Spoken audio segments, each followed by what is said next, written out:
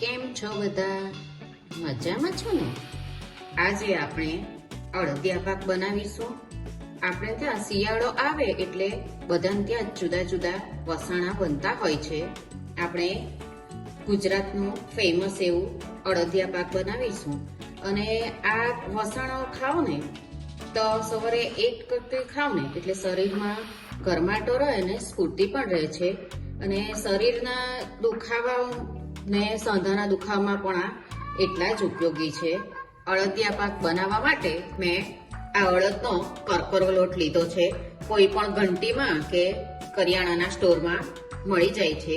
500 ગ્રામ ઘી લીધું છે અને 500 ગ્રામ ખાંડ છે. 3:3 નું માપ સરખું છે. તમે ખાંડ અને ઘીનું પ્રમાણ ઓછું કરી શકો. કાજુ, બદામ અને નાની દ્રાક્ષ લીધી છે. આને મેં અધકચરા ટુકડા કરી લીધા છે. અને મગજતરીના બી છે 2 ચમચી. આ 32 લીધું છે. આ 32 પણ તૈયાર મળી જાય છે પેકેટમાં. 2 ચમચી સૂંઠનો પાવડર, ગંઠોડા છે 2 ચમચી અને 1 ચમચી એલચીનો પાવડર છે. 100 ગ્રામ ગુંદર લીધો છે, બાવળનો ગુંદર છે. આ બી તમારે કોઈ પણ કરિયાણાના સ્ટોરમાં મળી જાય છે. 50 ગ્રામ કોપરાનું છીણ છે અને 4 મોટી ચમચી મેં દૂધ લીધું છે. 2 ચમચી લોટમાં ધાગો કરવા માટે. અને ચાસણી માટે મેં ખાંડ કરતા અડધું પાણી લીધું છે, એટલે ખાંડ ડૂબે તેટલું જ રાખવાનું. તમારી પાસે 32 કશે નહીં મળે ને તો તમે એક તજનો ટુકડો, 6-7 લવિંગ, 6-7 એલચી અને 1 જાવંત્રી અને જાયફળનો ટુકડો નાનો, આ રીતે તમે વાટીને પણ મસાલો બનાવી શકો.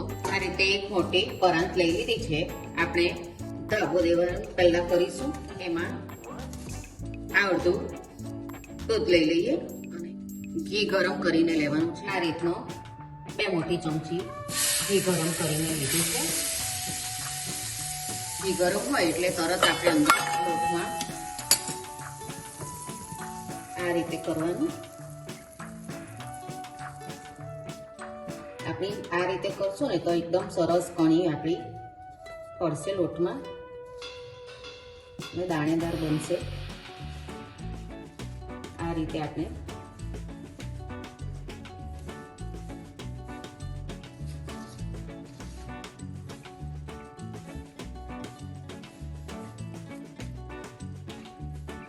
આપણો લોટ આ રીતે હવે થોડોક દાબીને 15 મિનિટ માટે આપણે રવા દઈશું. આ લોટને સાઈડ કરીને હવે ગેસ ચાલુ કરી દઈએ. પેણી લઈ લીધી છે. આપણે થોડું ઘી લઈ લઈએ. એમાં ઘી ગરમ થાય એટલે થોડું ગુંદર આપણે તળી લઈશું. ઘી આપણું ગરમ થઈ ગયું છે. આપણે એક ટુકડો ગુંદરનો લાખને જોઈ લઈએ. ઘી બરાબર ગરમ નહીં હશે ને તો આપણો ગુંદર બરાબર તળાશે નહીં, કાચો રહેશે અંદરથી. થોડું આપણે નાખતા જઈશું ગુંદર.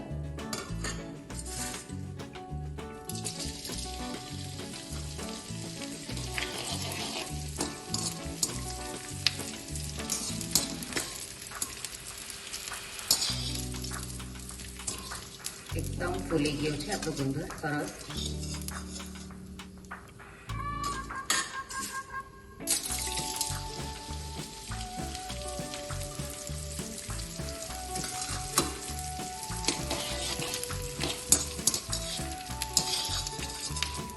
બધો ગુંદર આ રીતે આપણે તળી લઈશું. તો ગુંદર તળાઈ ગયો છે. હવે આપણે લોટને ચાળી લઈએ. એક ચાળણી લઈ લઈશું અને થોડો લોટ ચાળી લે. આ રીતે ઘસતા જવાનું.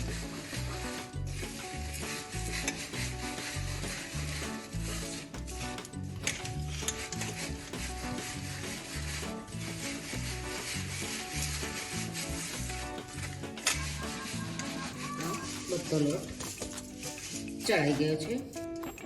જુઓ એકદમ સરસ કણી. હવે ગેસ ચાલુ કરી દઈએ. ચાળા વાસણ લેવાનું. એક પેણી લીધી છે. આપણે ઘી બધું લઈ લઈએ અંદર.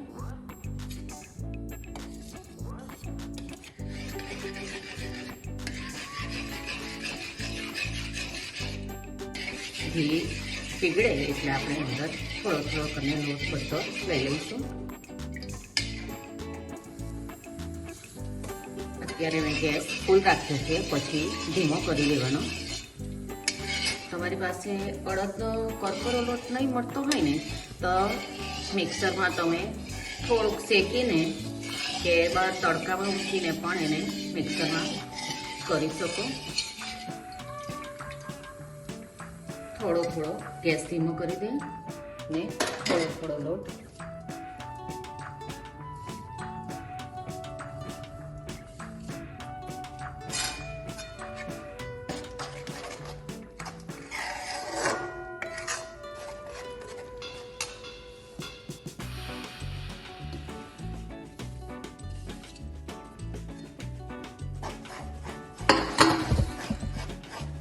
લોટ આપણે મિક્સ થઈ ગયો છે. અને તેમાં આંચે જ આપણે કરવાનું બધું, કારણ કે આ રીતે કોઈ પણ પાક, મગજ, મોહનથાળ, ગોળપાપડી કંઈ પણ કરો ને તો એને જેમ ધીમે ધીમે શેકાય ને લોટ તેમ એને બધા કણે કણમાં સરસ ફ્લેવર આવી જાય અને સ્વાદમાં પણ એટલો જ સરસ લાગે. સતત હલાવતા રહેવાનું. પહેલાં તમને થોડુંક ભારે લાગશે પણ પછી એકદમ હલકું થઈ જશે લોટ.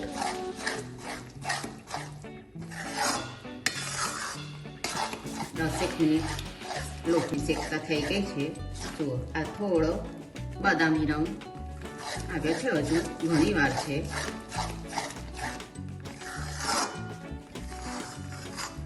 સતત હલાવતા જ રહેવાનું.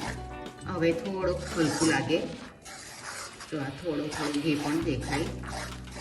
એકદમ હલકો થઈ ગયો છે અને આ સાઈડ પરથી પણ આ ઘીનું ફીણ દેખાય છે. આપણો 50% લોટ ચડી ગયો છે. એક એક કણ આપણા હવે લાલાશ પડતો થવા માંડ્યો છે. હવે આ 30 મિનિટ થઈ ગઈ છે. હવે 10% જ આ લોટ આપણો ચડવામાં બાકી છે. એકદમ હલકું થઈ ગયું છે.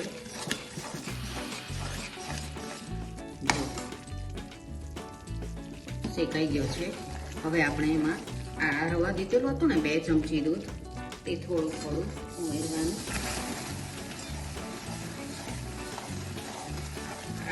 આથી એકદમ સોફ્ટ અને કણી કણી વાળો બનશે આપણો અડદિયા પાક. ઘણામાં માવો પણ લેતા હોય છે. માવો શેકીને આ ટાઈમે લઈ લેવાનો. એક એક દાણો આપણો લાલ છે. એકદમ સરસ કલર એનો આવી ગયો છે અને મારા ઘરમાં ખૂબ જ સરસ સુગંધ આવી રહી છે અડદના લોટની.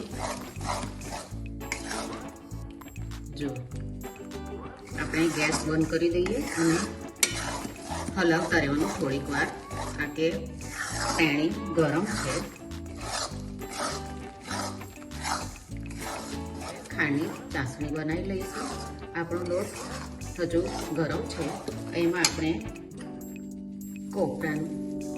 સૂકા કોપરાનું છીણ છે તે લઈ લઈએ, એટલે થોડુંક લોટ સાથે શેકાઈ જાય.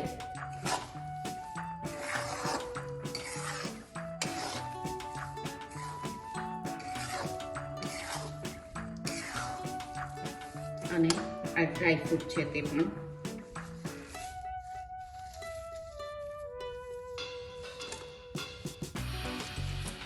આટલો થોડો જવા દઉં છું ગાર્નિશિંગ માટે.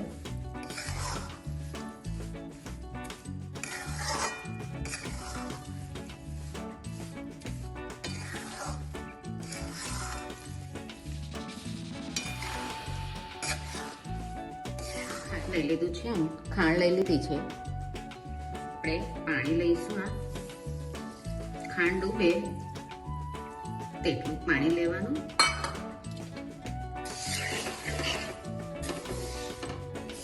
એક તારની આપણે ચાસણી કરવાની છે.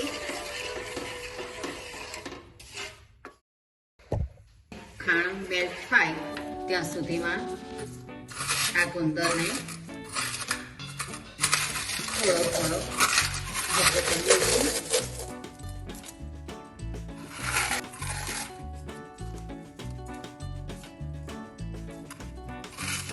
ગુંદરનો બધો આપણે આ રીતે ક્રશ કરી લીધું છે. તમે આખું પણ લઈ શકો. બધી પકડી ગઈ છે. આપણે એક તારની ચાસણી કરવાની છે, વધારે નથી કરવાની. જો આ ખસતું નથી ટીપું, એટલે આપણી ચાસણી થઈ ગઈ છે. ગેસ બંધ કરી દઈએ. આ રીતે આપણે જો એકદમ બરાબર નીકળે છે. હવે આપણે મિક્સ કરી દઈએ લોટ અને ચાસણી. આપણો લોટ એકદમ ઠંડો નથી થઈ ગયો, થોડો ગરમ છે. એકદમ ગરમ હોય ને ત્યારે ચાસણી નહીં રેડવાની, નહીં તો આપણો લોટ થોડો લાલ છે તો વધારે લાલ થઈ જાય. હવે એમાં આ બધા આપણા મસાલા છે તે લઈ લઈએ અને ગુંદરને પણ લઈ લઈએ.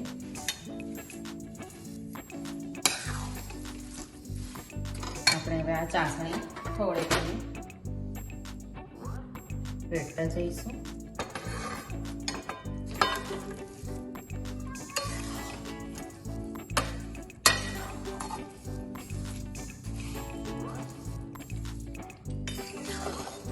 ચાસણીને વધારે થઈ જાય તો આપણે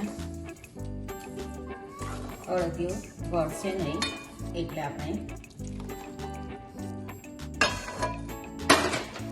એક તારની જોવાની. ખાંડને આપણો લોટ એકદમ સરસ મિક્સ થઈ ગયા છે. હવે આપણે મેં આ એક થાળી લઈ લીધી છે, ઘી લગાવ્યું છે. એ પર આપણે તમે જે રીતની થિકનેસ જોઈએ તે રીતે થાળીમાં લેવાનું. અને ટ્રેડિશનલ તો એના ગોળ એને ડુંગરની જેમ વાળીને બનાવતા હોય છે, પણ હું આજે થાળીમાં એક આ રીતે પાથરી લીધું છે. અને આ થોડાક કાજુ બદામ રવા દીધેલા હતા ને તે લઈ લઈએ. થોડી વાર પછી એમાં આપણે કાપા પાડી લઈશું. ટ્રેડિશનલ આ રીતે થોડોક લઈને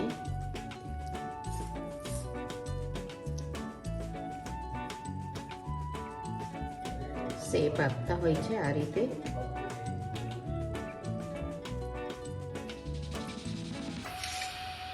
જો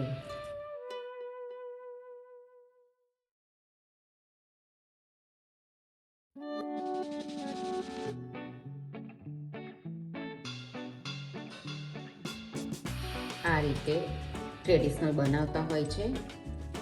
આ રીતે બધા બનાવી દઈએ. આપણે મેં આ રીતે અડદિયામાં કાપા પાડી લીધા છે. હવે આપણે એને કળી લઈશું. આ રીતે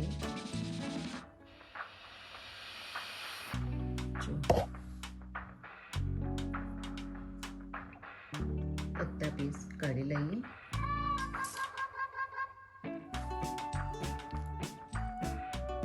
અડદિયા પાક બનીને તૈયાર છે. આ એક તમે કોઈ પણ ડબ્બામાં ભરીને આ 1 મહિનો સુધી તમે ખાઈ શકો.